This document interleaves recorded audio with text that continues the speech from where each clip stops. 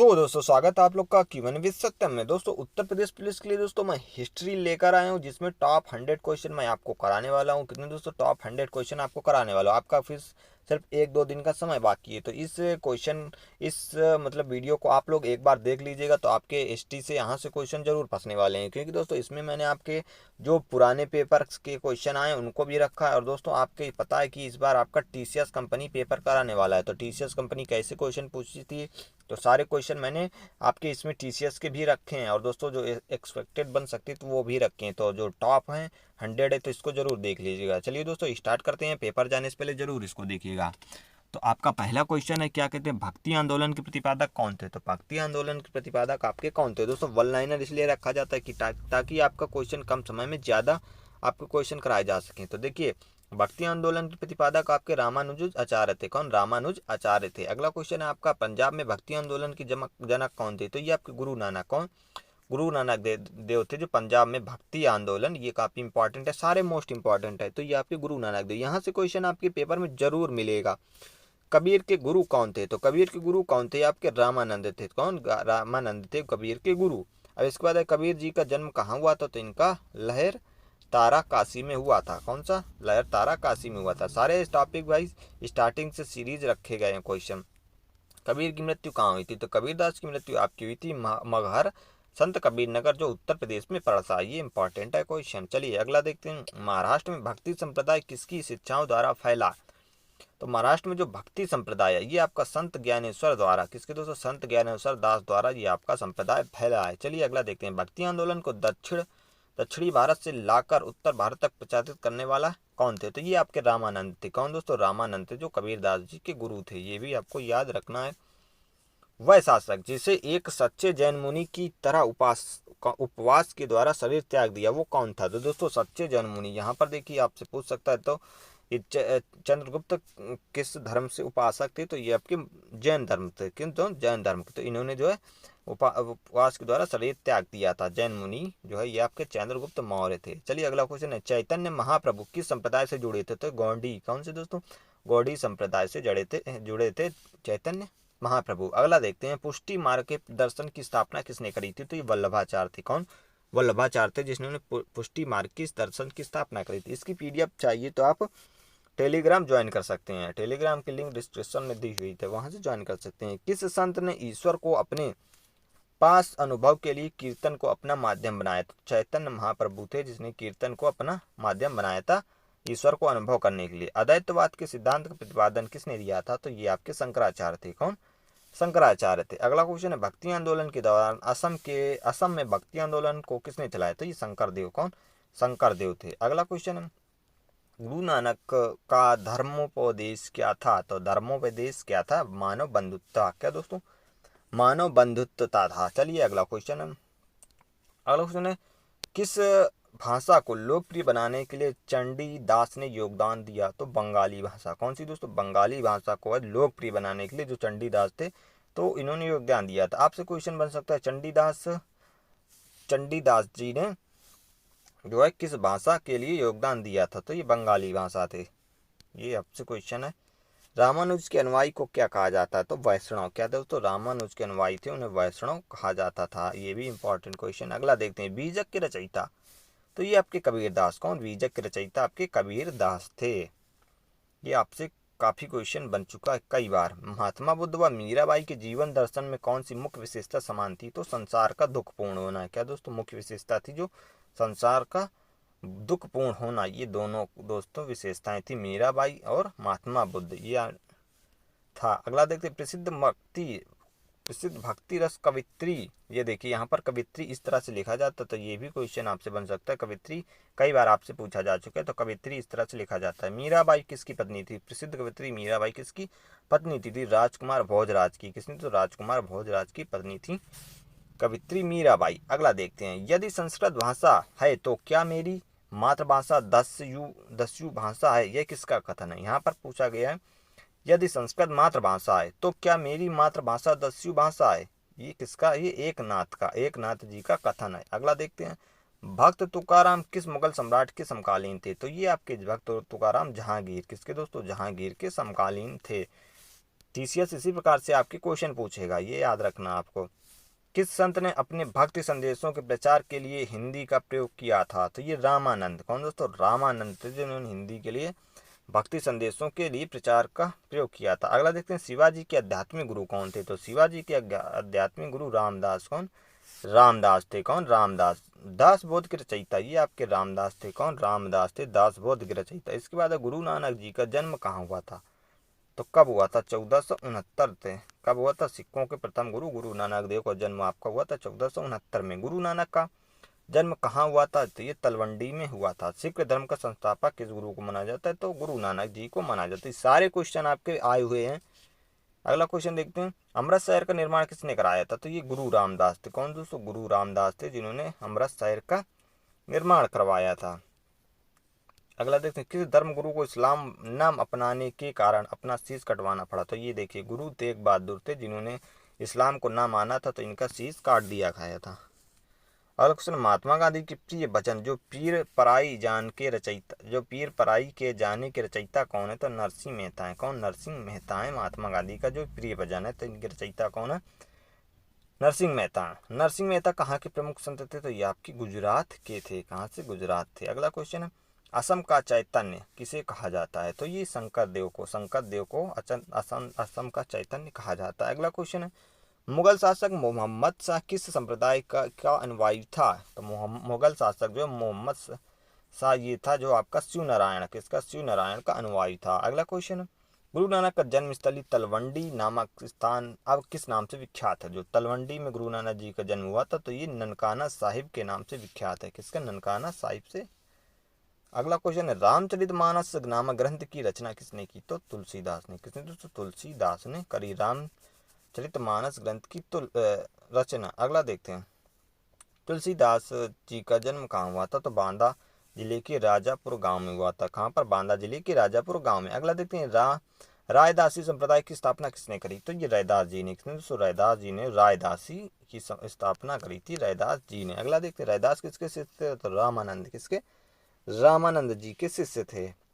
निफक नामक आंदोलन किस धर्म गुरु ने चलाया था? तो दादू दयाल ने। दोस्तों दादू दयाल ने चलाया था जो निफक नामक आंदोलन था। ये किस धर्म के गुरु थे? ये दादू दयाल थे। अगला क्वेश्चन, सिखों के 10वें गुरु तो ये आपके गुरु गोविंद सिंह थे। कौन? सिखों के आखिरी गुरु, यानी कि ये सिखों के आखिरी गुरु गोविंद सिंह थे। और सिखों के 5वें गुरु थे अर्जुन देव। ये भी आपसे याद रखना, ये भी पूछ लेता है। धर्म दीक्षा विधि पाहुल की स्थापना किसने की? तो गुरु गोविंद सिंह ने करी थी। चलिए अगला क्वेश्चन, सिखों का प्रमुख त्यौहार कौन सा है? तो बैसाखी। क्या दोस्तों? बैसाखी। किस सिख ने गुरु पंजाबी भाषा की गुरुमुखी लिपि की शुरुआत की थी? गुरु रामदास। ये दोस्तों सारे टीसीएस में आए हुए क्वेश्चन है जो यहाँ पर हैं और आपके यूपी पुलिस के भी हैं। न्याय दर्शन के संस्थापक कौन है? महर्षि गौतम। कौन सी दोस्तों? महर्षि गौतम। और दोस्तों इसमें वही एक्सपेक्टेड भी क्वेश्चन आपके रखे गए हैं जिस तरह से टीसीएस कंपनी पूछती है। भूदान आंदोलन के प्रवर्तक कौन है? विनोबा भावे। कौन है? विनोबा भावे। आनंद वन की स्थापना किसने करी थी? बाबा आमटे जी ने करी थी।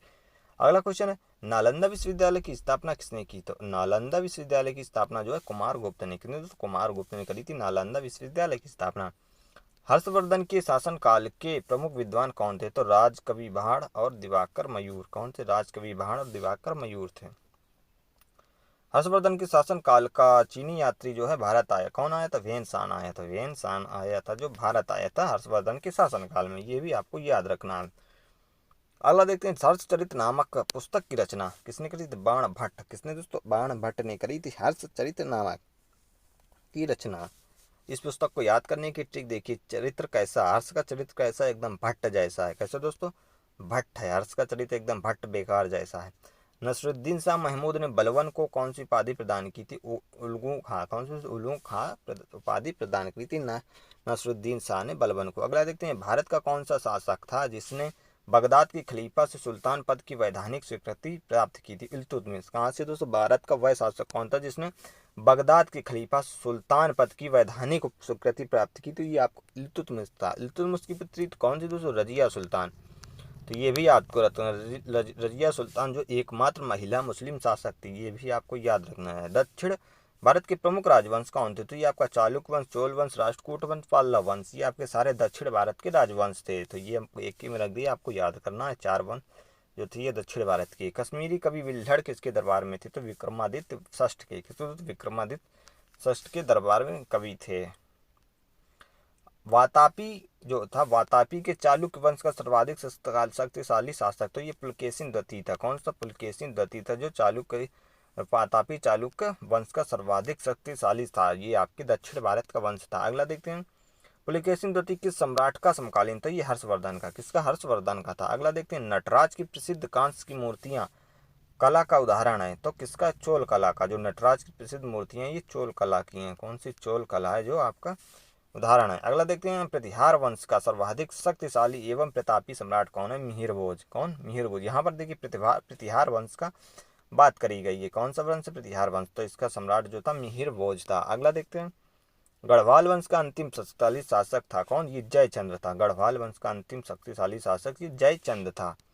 अगला क्वेश्चन है, चौहान वंश का अंतिम शक्तिशाली शासक ये पृथ्वीराज चौहान थे। कौन? पृथ्वीराज चौहान थे, जो चौहान वंश के अंतिम शासक थे। अगला देखते हैं, सड़क ए आजम किस शासक ने संबंधित है? तो सड़क ए आजम जो है किस शासक से संबंधित है? ये शेरशाह सूरी। किससे? तो शेरशाह से सूरी से। किससे? तो शेरशाह सूरी थे। शेरशाह सूरी ने जो है जीटी रोड का निर्माण भी कराया था। ये भी आपको याद रखना है, इस क्वेश्चन बन सकता है। इसका मकबरा कहाँ है? आपका सासाराम बिहार में है। सासाराम बिहार में है। चलिए अगला देखते हैं, परम परमार वंश का कौन राजा अपनी दानशीलता, कला एवं विधान अनुराग के लिए प्रसिद्ध था? तो राजा भोज। कौन? राजा भोज था। किसके लिए प्रसिद्ध था? विधान अनुराग और दानशीलता के लिए। अगला देखते हैं, गीत गोविंद का रचयिता। दोस्तों गीत गोविंद का रचयिता कौन है? आपके जयदेव हैं। तो ये किसके दरबारी कवि थे? यहाँ पर ये किसके रचयिता है? गीत गोविंद की। तो इसके कवि किस दरबारी के कवि थे? तो ये आपके सेन वंश का। सेन वंश का राजा तो लक्ष्मण सेन। कौन वंश था? सेन वंश। सेन वंश के राजा लक्ष्मण सेन की ये दरबारी कवि थे। कौन? गीत गोविंद जो जयदेव थे। डाक विभाग की स्थापना तथा भूमि का सर्वेक्षण किस शासक ने कराया था? ये शेर शाह ने कराया था। डाक विभाग की स्थापना कौन सा? शेर शाह।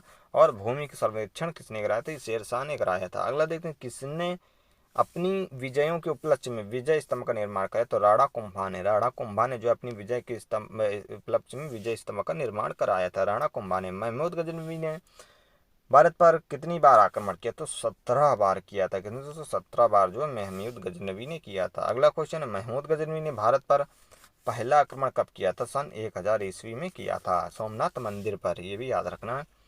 किस राजा ने महमूद गजनवी से पराजित होकर चिता में जलकर आत्महत्या कर दी? जयपाल। जयपाल राजा था जो महमूद गजनवी से पराजित होकर उसने चिता में आत्महत्या कर दी थी। जयपाल राजा था। महमूद गजनवी ने सोमनाथ मंदिर पर आक्रमण कब किया था? 1024 में। कब दोस्तों? 1024 में आक्रमण किया था सोमनाथ मंदिर पर। अगला देखते हैं, महमूद गजनवी को सोमनाथ मंदिर के से लूट में कितना धन मिला था? 20 लाख दिनार से अधिक। कितना दोस्तों? 20 लाख दिनार से अधिक धन मिला था सोमनाथ मंदिर से। सोमनाथ की मूर्ति को तोड़कर महमूद गजनवी ने इसे कहाँ भिजवा दिया? तो इसने गजनी ने मक्का और मदीना की मस्जिद की सीढ़ियों पर, गलियों में। कहाँ पर? जो गजनी गजनी था, जो मक्का और मदीना में जो मस्जिद है उसकी सीढ़ियों पर, गलियों में भिजवा दिया था, जो वहाँ पर गलियाँ थीं। महमूद गजनवी के साथ कौन सा विद्वान भारत आया? अल बरूनी। कौन? अल बरूनी आया था। अगला देखते हैं, महमूद गजनवी की दरबार में कौन कौन से विद्वान थे? तो अल बरूनी, फिरदौसी, उनसुरु, फर्रुखी, ये सारे दरबारी जो थे विद्वान थे किसके? महमूद गजनवी के दरबार में। अगला देखते हैं, मोहम्मद गौरी किसको भारत में विजित प्रदेशों का शासन सौंप कर, जो भार सौंप कर गजनी लौट गया था? तो ये आपका कुतुबुद्दीन ऐबक था। किसे? कुतुबुद्दीन ऐबक था, जो मोहम्मद गौरी ने भारत में जो जीते थे शासक, उसको जो ये भार सौंप दिया था कुतुबुद्दीन ऐबक को। उसके बाद वो लौट गया था। भारत में मुस्लिम साम्राज्य की स्थापना किसने की? तो ये मोहम्मद गौरी था। मोहम्मद गौरी था जिसने मुस्लिम साम्राज्य की स्थापना करी थी।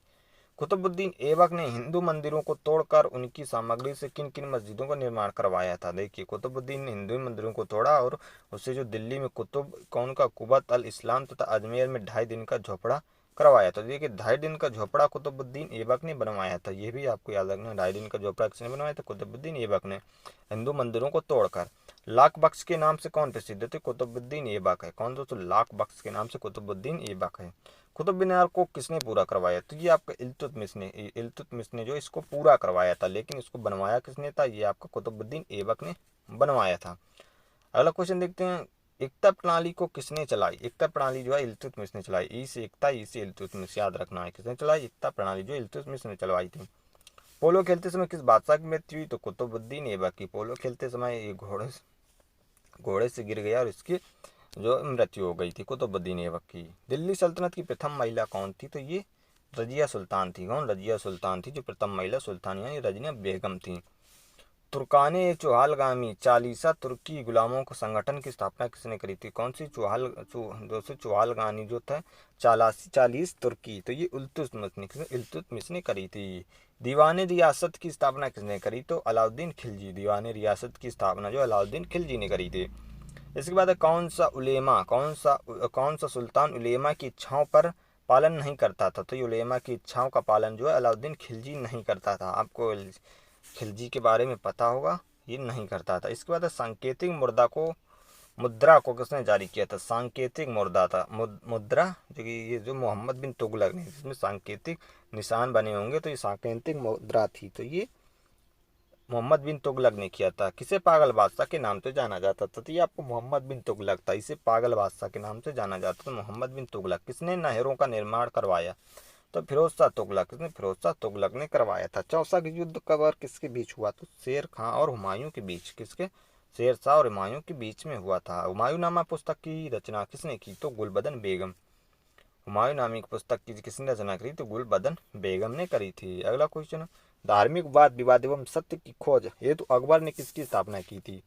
तो धार्मिक वाद विवाद के लिए सत्य की खोज की स्थापना जो है ये अकबर ने करी थी, फतेहपुर सीकरी में इबादत खां। कहाँ पर दोस्तों?